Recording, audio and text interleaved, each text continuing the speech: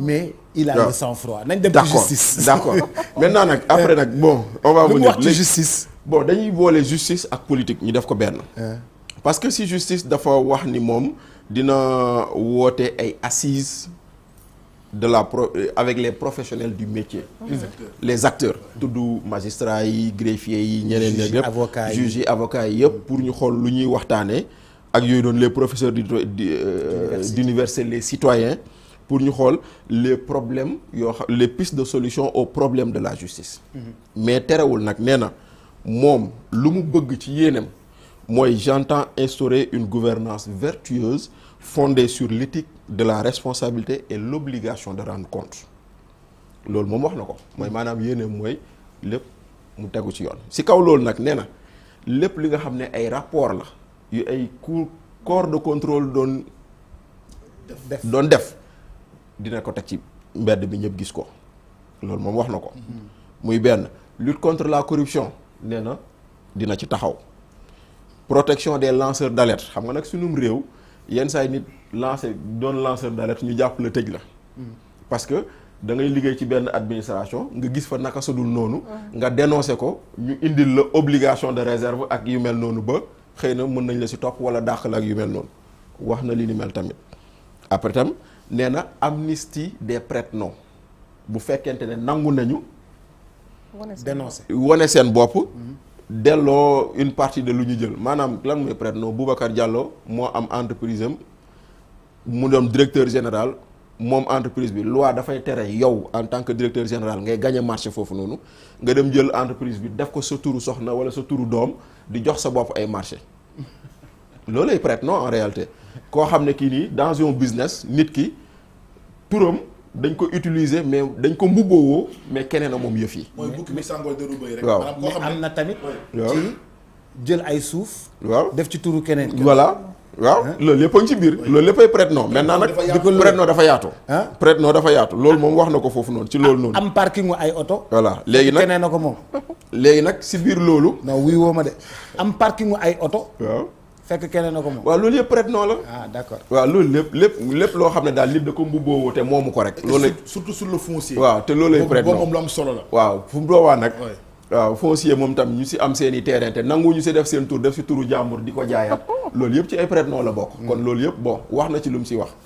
maintenant bu jàllee loolu aussi ñu terminer par réforme yu mu wax dans le domaine politique. parce que lii réforme de la justice la. bii nii réforme dans le domaine politique. benn bi nee na boobu tamit dinañ xool la réforme du système électoral notamment le remplacement de la Sénat par une CENI. avec le renforcement des moyens de fonctionnement et ses prérogatives. Donc la rationalisation des partis politiques ainsi que leur financement. waaw xaaral maa ngi ñëw si loolu. L'inscription du fichier électoral concomitamment avec la délivrance de la carte nationale d'identité man bi moom si gën a neex. parce que ñun sunum réew on fait un parcours de combattant pour être électeur parce que da ngay Aminata day am 18 ans dem uti carte d'identité à la police ba pare. soog a dem inscrire sur le fichier électoral.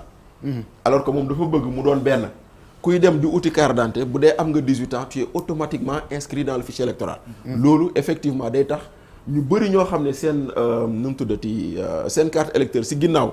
dañ ci bindoon non inscrit sur le fichier électoral dina dañ. maintenant nag sur la CENI wax na loolu mais man dama jàpp ni nous sommes dans un pays qui n'a pas besoin de CENI parce que.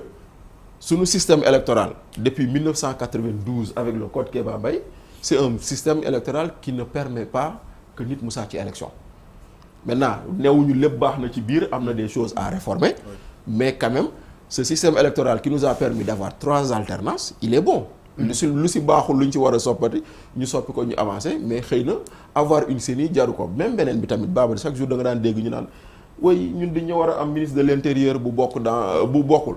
neutre quoi neutre mais ministre de l'intérieur amul benn prise sur le processus électoral bu doon ministre de l'intérieur mooy tax nguur gu toog du daanu kon xëy na nguur gi du daanu donc yooyu noonu peut-être mais du tee lu ma si rafetlu mooy Sénégal nous sommes un pays de dialogue nous avons toujours été un pays de dialogue ay concertation la woote ñu ngi déglu ba xam lan la concertation yooyu di jur en termes de truc mais man sama avis moo di ni on n'a pas besoin d'une CENI maintenant yeneen concertation yi sur la justice également ñu xool lu ñuy joyanti donc lii mooy loo xam ne lii mën nañ ko si jàpp. Aminata. waaw man de li ma mën a jàpp Boubacar ci par rapport ak li mu wax rawatina ci wàllu politique bi mooy. dama fàtte financement bu koy wax financement parti politique ak rationalisation. jamonoy Abdou Diouf ba léegi ñu ngi koy wax c'est comme un serpent de mer. ça revient tout le temps. ndaxte jamonoy Abdou Diouf déggoon ngeen fii la commission bi kii jëtoon professeur El Hadj Mbodj qui avait parlé de financement de rationalisation des partis politiques ba léegi ñu ngi koy wax. On n'a pas encore trouvé la bonne formule pour y arriver mais quand même on en parle depuis lors. Aminata. Par rapport ak carte d'identité yi Bachir. ak li nga xamante ne moo di inscrire ci fichier électoral bi. je pense que mesure bi c'est une mesure boo xamante ne dina baax trop ci Sénégalais parce qu'on a vécu ci dernièrement élection yi ñu génn nii mooy élection bi nga xamante ne moom moo ko indi à la tête du pays gis nañu li xew bari na ci ay xale yoo xamante ne ñoom ils savaient pas qu'ils n'étaient pas inscrits ci biir fichier électoral bi dañuy dem ba yaakaar ne dañoo war a dem voter ñu ne leen waroo leen voter te loolu dafay indi jafe-jafe te dafay indi problème parce que ñoom dañuy jàpp ne dañ leen tere ñu voter parce que dañoo xam ki ñu war a voter moom moo tax ñu tere leen ñu voter alors que bokkuñu ci fichier électoral donc bu ñu jëlee képp ku am carte d'identité ñu dugal la directement ci li nga xamante ne moo di fichier électoral bi dinañ régler problème boobu nga xamante ne moom la ndaw ñi doon am par rapport à voter ci jour élection parce que ñoom du ñu xam ne révision sax am na ci li nga xamante ne moo di fichier électoral pour ñu mën a dem ñu dugal leen ci biir fichier électoral bi ñu mën a bokk ci élection je pense que dina régler problème yu bëri surtout jeunes yi nga xamante ne dañ leen di woowee ay primo votant ñoom ñi nga xamante ne dañuy doog a ñëw voter ñoom dañuy jàpp ne vote la il faut ñu dem ci fougue bi la ñuy àndal dañoo war a dem voter forcément dañuy voter xamuñu ne dañoo war a dem inscrire ci li nga xamante ne moo di fichier électoral te nekk na ñaari étapes yoo xamante ne bokkul carte d'identité ak inscription ci biir fichier électoral bu ñu ko defee une pierre deux coups je pense que dafay nekk loo xamante ne dina am solution ci yenn problème yu ñuy am. Alaaji Assane. am na benn détail bu moo xaw a interpellé mooy la protection des lanceurs d'alerte. Moi, je pense que c'est totalement imprudent. Lanceur d'alerte c'est vrai mais am na aussi ñoo xam ne lu ñuy tuddee délation la ñuy def wala divulgation de secrets d'État. Ah oui c'est vrai ça il faut que les gens soient totalement prudents. Lanceur d'alerte influenceur et tout ça yooyu yëpp il faut regarder de près. Avant de mettre ça dans un discours. léegi justice bi man ma position foofu moom elle est invariable moi je ne donnerai jamais des cours des leçons de morale aux juges ouais. Parce que j'ai pas fait d'études de droit parce que ñoom ils vont pas me donner des cours de journalisme donc chacun à sa place et les vaches seront bien gardées am na affaires yoo xam ne il faut les améliorer ça moom c'est totalement clair dégg naa ñuy wax assise de réflexion concertation commission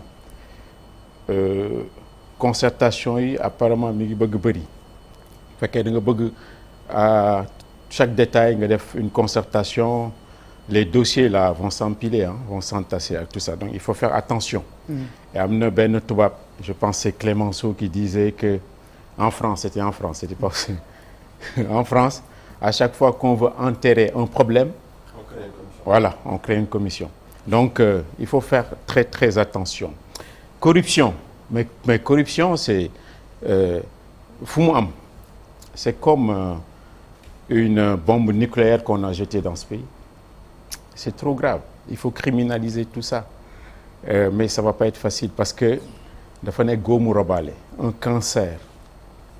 La corruption est un cancer. Ah oui mais c'est un cancer am na dëkk bu ñuy tuddee Ukraine jamono yëpp dafay wut a dugg Union européenne gars yi ne ko non parce que vous respectez pas les standards wala les critères ak tout ça les officiers les élites sont totalement corrompus loolu moo ko empêché dugg Union européenne parce que ñun xam nañ ni loolu c'est une bombe H c'est-à-dire dafay ravager fu mu dugg te fii la corruption ça se voit à l'œil nu matin midi et soir du yomb quoi mais c'est ça. Mais la volonté déjà. Ah non mais la volonté affichée. Non mais volonté de lutter contre la corruption. Non mais c'est parfait. C'est déjà un pas. Non c'est parfait parce que mais loolu tant que reconversion des mentalités amul ça va pas changer